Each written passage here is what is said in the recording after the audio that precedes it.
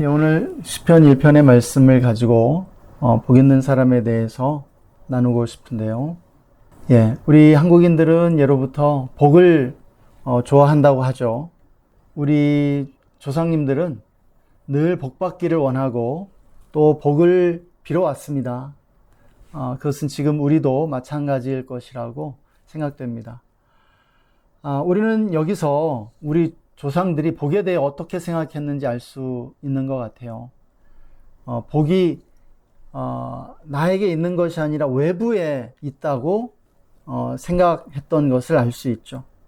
또 복을 인간의 힘으로 얻을 수 있는 것이 아니라 신이 내려주어야만 받을 수 있는 것이라고 생각했다는 것입니다. 일부는 성경적이고 일부는 비성경적인 그런 부분들이 있습니다. 운명론적이고 또 수동적인 그런 복에 대한 생각들은 비성경적이라고 할 수 있고요.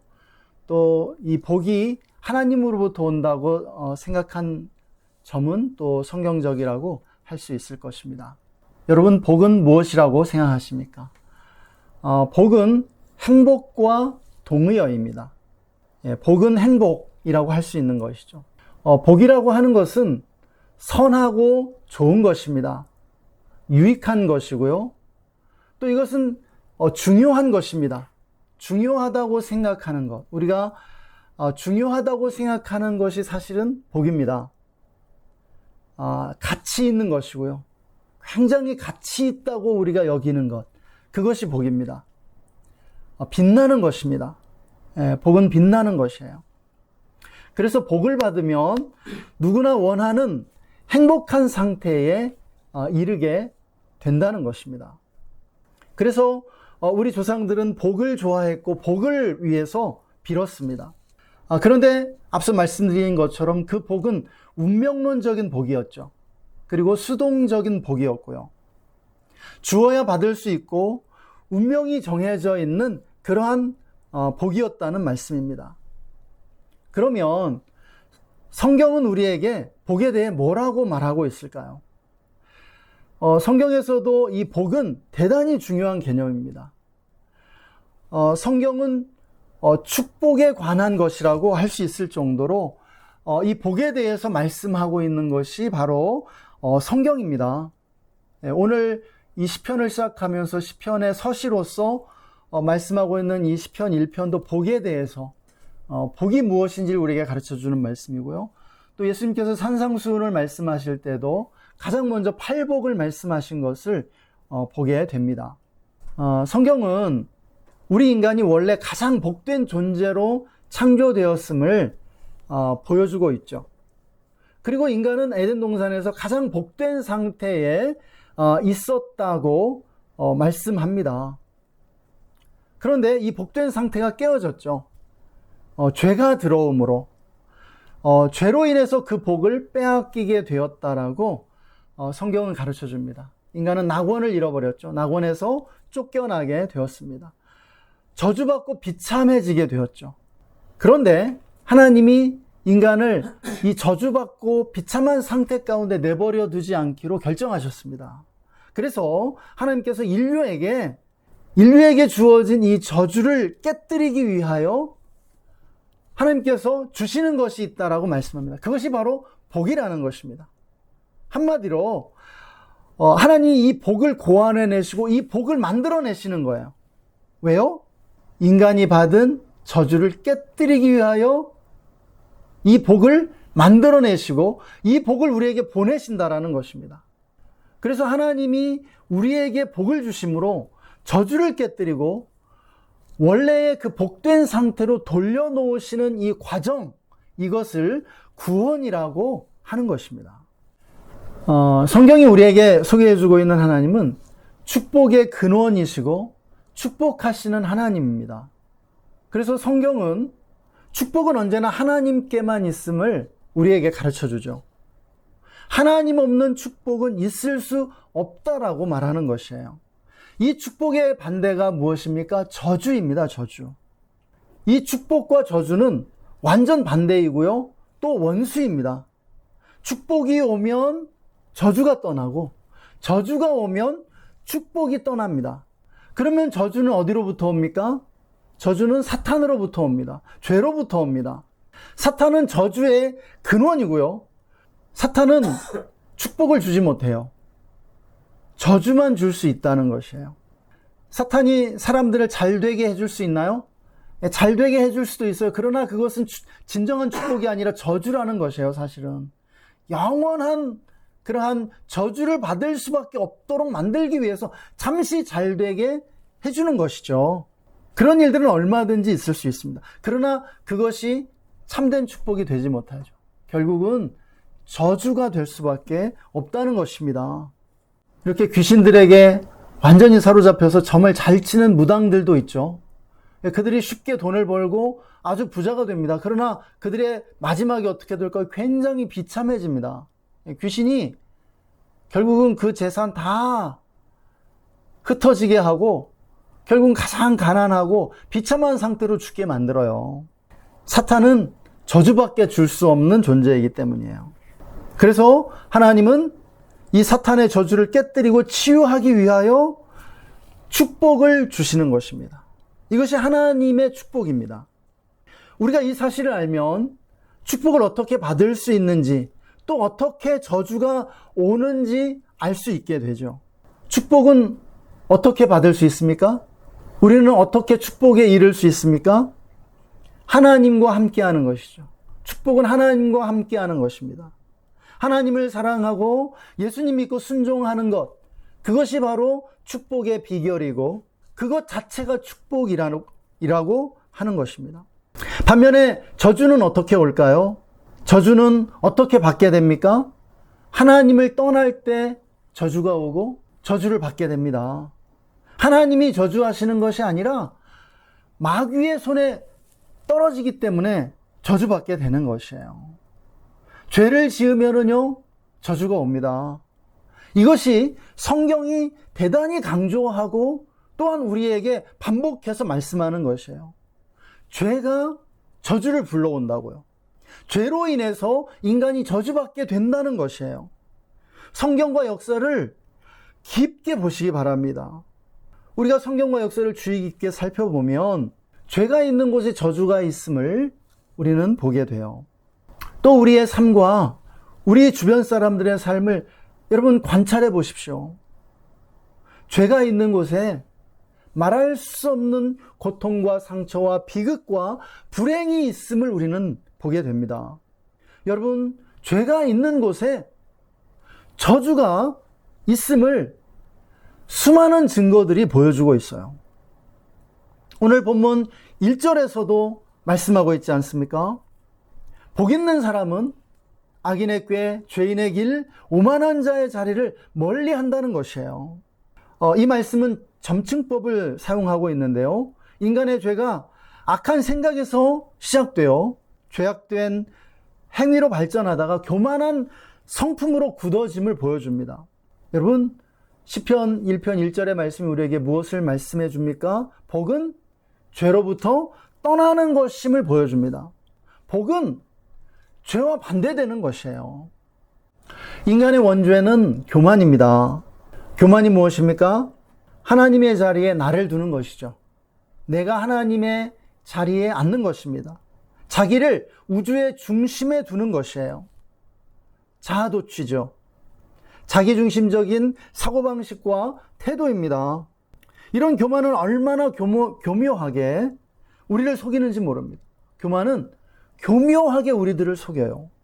하나님조차 종으로 부리려 하면서 자기가 겸손하다고 착각하게 만드는 것이 바로 교만입니다. 그래서 교만한 사람들이 대부분 자기가 겸손하다고 생각해요. 인간이 교만함을 아는 것이 겸손의 시작입니다. 성경이 말씀하는 이 축복은 어디에서 시작하는지 아십니까? 먼저 말에서 시작된다라고 성경은 가르쳐 줍니다. 축복이 먼저 말로써 주어진다는 것이에요. 이것을 약속이라고 말씀합니다. 약속의 말씀이 먼저 주어지고 이것이 서서히 이루어지는 것이죠. 오늘날 우리 한국이 기이하게 높임을 받고 있지 않습니까? 전 세계 사람들이 한국을 부러워하고 한국을 좋아하고 따라하고 예, 또 한국이 이렇게 너무너무 잘 살게 되었어요. 세계에서도 이런 선진국이 없는 것 같아요. 우리가 어렸을 때만 해도 일본에서는 누가 물건을 잃어버리면 그 물건을 시내 한복판에서 잃어버려도 다시 찾게 된다고 했습니다. 한국은 그렇지 않았어요. 한국은요, 물건 어디 놔두고 가면 사람들이 당장 집어갔습니다. 우리가 어렸을 때는 그랬어요. 그런데요, 지금 우리나라가 그렇게 됐어요. 예, 우리나라에 대해서 외국 사람들이 굉장히 안 좋은 말 많이 했습니다. 도둑이 판치고, 매춘부가 많고, 너무 더럽고, 비위생적이고. 외국 사람들이 다 한국을 그렇게 생각했던 적이 있었어요. 그런데요, 옛날에 80년대 우리가 일본 생각하듯이 지금 전 세계가 우리나라를 그렇게 생각하고 인식하는 것을 보면 너무너무 놀랍습니다. 전 세계 사람들이 한국 드라마와 영화를 보고 K-팝을 듣고 하는 것들을 보면 너무 놀라워요. 그런데요, 사람들은 점점 하나님 떠나가고 있잖아요. 교회는 침체하고 있잖아요. 그런데 한국은 점점 부강해지고 있습니다. 그런데 여러분, 왜 이렇게 됐어요? 하나님 안 믿어서 이렇게 된 거예요? 아니에요. 수십 년 전 우리 믿음의 선배들이 기도했던 거예요. 그리고 그때 약속을 받았어요. 하나님의 축복을 받았어요. 말씀으로 축복의 그 약속을 받았던 거예요. 그런데요, 그게 언제 이루어져서 지금 이루어지고 있는 거예요. 그런데 지금은 사람들이 잘 살게 되니까 하나님 떠나잖아요. 더 막 죄를 짓잖아요. 하나님을 멀리 하잖아요. 이 결과가 언제 나타나요? 몇십 년 후에 우리의 후손들이 이 결과를 받게 될 거라고요. 믿음의 전성기가 지난 후에, 오래된 후에 그 약속이 이루어지고 있어요. 예, 우리 눈에 보이는 형태로요. 하나님의 축복은 이렇게 서서히 이루어진다라는 것이에요. 그래서 우리가 지금 기도하고 왜 이 기도가 응답되지 않지? 왜 이 기도가 지금 당장 이루어지지 않지? 이렇게 불평할 필요 없어요. 예, 하나님은 우리가 기도하면요, 먼저 약속의 그 말씀을 주세요. 축복을 하나님의 그 말씀의 형태로, 말의 형태로 먼저 주시는 거예요.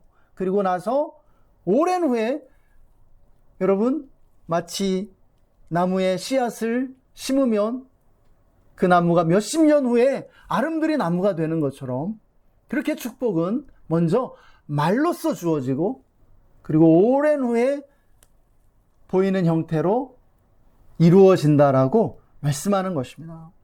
그런데 우리가 여기서 생각해 봐야 할 것이 있습니다. 여기서 우리가 기억해야 할 것이 있습니다.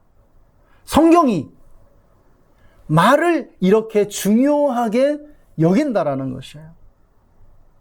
성경은 말씀의 책이고요. 예수님은 하나님의 말씀으로 우리에게 오셨다는 것이에요. 또 하나님은 말씀으로 세상을 창조하셨죠. 이렇게 기독교처럼 말을 강조하고 말을 중요하게 생각하는 종교나 사상은 세상 어디에도 없습니다. 성경에서요, 축복한다는 말은 좋게 말해준다는 그러한 의미입니다. 좋게 말해주는 것이 축복이 된다는 것이에요. 그러면 저주는 무엇이겠습니까? 나쁘게 말하는 것이죠. 욕하고 비난하고 악담하는 것이에요. 축복도 저주도 모두 말에서 비롯된다는 사실입니다. 우리가 상처받는 것도 대부분 무엇 때문입니까? 말 때문입니다. 우리 모든 인간은요, 입술의 열매를 따먹고 살게 된다는 것이에요. 말이 얼마나 중요한지 몰라요. 말로써 생명이 왔다 갔다 하고요. 말 한마디가 천냥빛을 갖고요. 성경은요, 이 말을 그렇게 중요하게 여기고 있는 것입니다. 그리고 성도의 언어 생활을 이렇게 강조해 주고 있는 것이죠. 우리는 항상 말조심을 해야 합니다. 하나님이 우리에게 말을 주셨기 때문이에요.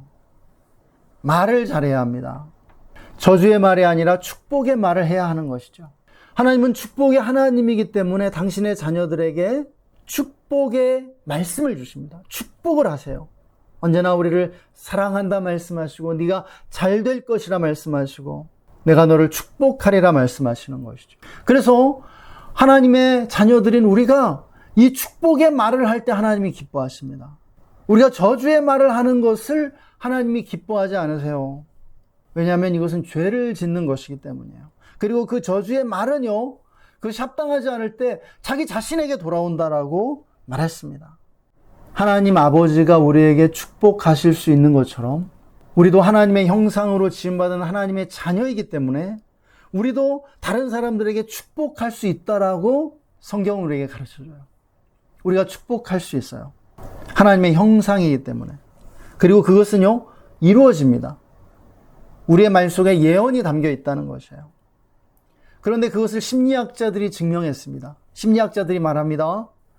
중요한 사람이 해주는 말은 그 사람의 미래에 예언이 된다고. 여러분, 그러한 일들이 얼마나 많습니까? 선생님이, 부모님이, 혹은 존경하던 사람이 해주었던 그 축복의 말들이 그 사람들의 삶에 실제로 이루어진 일들이 너무너무 많아요. 엄마가 딸에게 너는 창녀가 될 거야, 이렇게 100번만 말해주면요, 실제로 그 딸이 창녀가 되더라는 거예요. 그러한 욕이 있잖아요. 그러한 욕을 시시때때로 해주니까 정말로 그 아이가 그렇게 되더라는 거예요.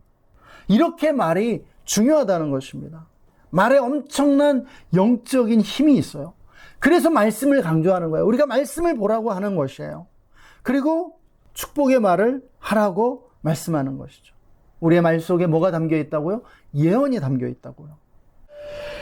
우리는 오늘 본문이 말씀하고 있는 복 있는 사람이 되어야 할 줄 믿습니다. 우리는 복 있는 사람이 되어야 해요.